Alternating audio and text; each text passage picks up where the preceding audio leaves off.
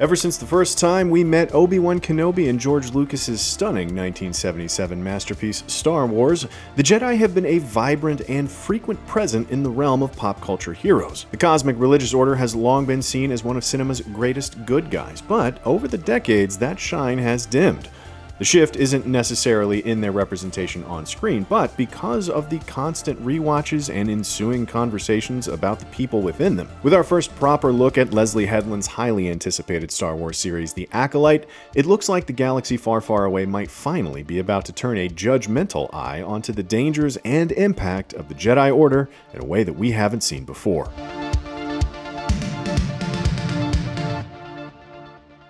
Set in the never-before-seen in live-action High Republic era of the galaxy, The Acolyte poses itself as a mystery thriller, following the Jedi Order dealing with a series of brutal murders of those within their number. Those murders seem like they could well be the work of the mysterious ex-Jedi Padawan May, played by Amandla Stenberg, who we see here doing some wushu-inspired force fighting with a pair of blades for extra added deadliness. While the show is steeped in mystery, Headland has spoken about the series being about the underdogs battling against the institution, like many Star Wars films before it. But here, the institution is the Jedi Order, meaning that the underdogs are other Force users, potentially ones on the dark side of the Force, or at least those unaffiliated with the Jedi beliefs and teachings on the cosmic power. So, could this series build on the fantastic work done in The Last Jedi and add more complexity and conversation around the way that the Jedi have long had a stranglehold on the Force and the way it's used in the galaxy? All signs point to yes. We see Stenberg's young warrior studying under Li Jungjai's Jedi Master Soul. While her fellow students saw peace and balance in the Force, she saw fire. If we go by the previous installments, it's not a large jump to imagine that she was exiled from the Order at the first hint of perceived darkness.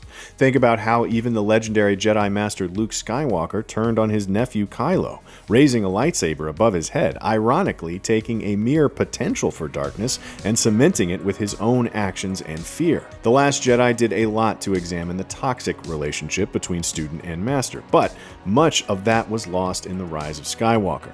There are hints that the Acolyte will take those reins and explore the mistakes of the Jedi once again, but a century before the arrival of Anakin Skywalker and his own path to the dark side. Talking to StarWars.com, Headland said, "Whatever you think the Acolyte is, it's not," which is an enticing promise, especially as on the surface it does just look like another simple battle of good versus evil. But if you've seen Headland's gorgeously twisted Russian doll, you'll know that she's got both the vision and storytelling chops to take something familiar, like the time loop trope, and turn it on its head in an unexpected and wild new way.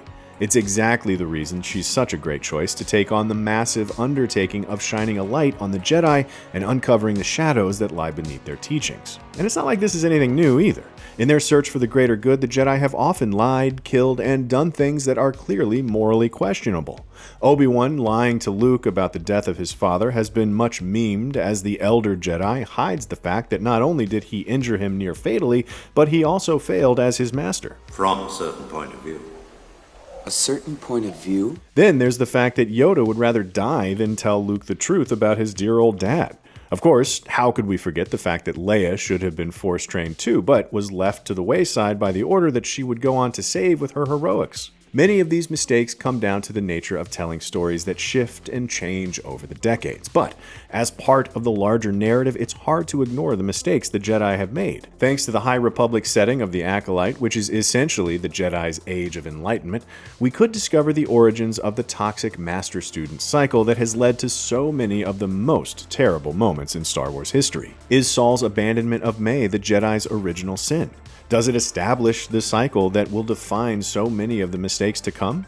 That would be a very interesting take that would also make May more empathetic than expected, especially if she's on a revenge horror-inspired spate of killings that are actually about weeding out the Jedi who have let students and the true teachings of the Jedi Order down. Of course, the trailer could absolutely be presenting us with a red herring, and we could instead see May and Saul team up in an unexpected and likely tension-filled pairing to find the real figure behind the deaths, and why they're killing Jedi at all. One of the most exciting things about the series is the unknown, given that this is all taking place before the Skywalker saga and anything we've seen in a live-action film or TV series. But there's also the fact that Headland has mentioned that she's pulling from the expanded universe, now known as Legends, which had a much more interesting and, no pun intended, expansive view of the Jedi. The EU is where fans were introduced to the concept of Grey Jedi, who worked between the light and the dark, as well as different factions of the Order and, thanks to hundreds of books by many different authors,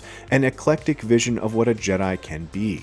Perhaps the Acolyte will take inspiration from this fan-fave decanonized era to take a less binary look at the Force, how it gets used, and who gets to wield it. As the trailer comes to its crescendo, we hear Jodie Turner-Smith's Force Witch Mother Anastasia say, "This isn't about good or bad. This is about power and who gets to use it." We don't know whether these witches are connected to Dathomir or those traditions yet, but it's clear that they have a more holistic view on the Force, and those who are trying to grapple for the power it brings.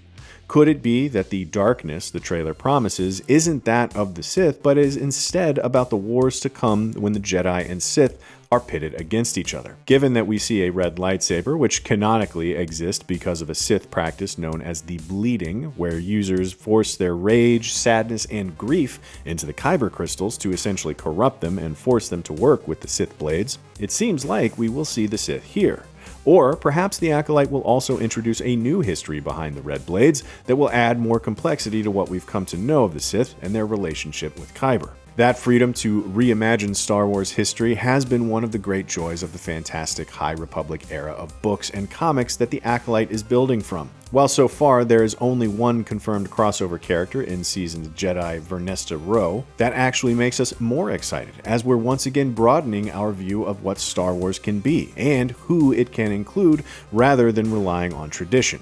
While the Jedi are a powerful and inspiring group The Last Jedi pointed out, they're also elitist and obsessed with bloodlines. The obsession with the Skywalker name that threads through all the franchise and points towards the needs for constant connection to a Force-sensitive bloodline. In The Last Jedi, Rian Johnson rejected that, suggesting Rey didn't need a bloodline in her now iconic mirror exploration, hinting that she was good enough as she was, and even had Luke himself reject the teachings as archaic. He also showcased non-Jedi Force users who had never been trained by the Order. While the end of that film pointed at a more democratized version of the Force, we never ended up getting to see it. Even Rey's powerful self-discovery was reverted to a classic Star Wars bloodline when she was revealed to be Palpatine's grandchild in The Rise of Skywalker, and then took on the titular name at the end of that same film.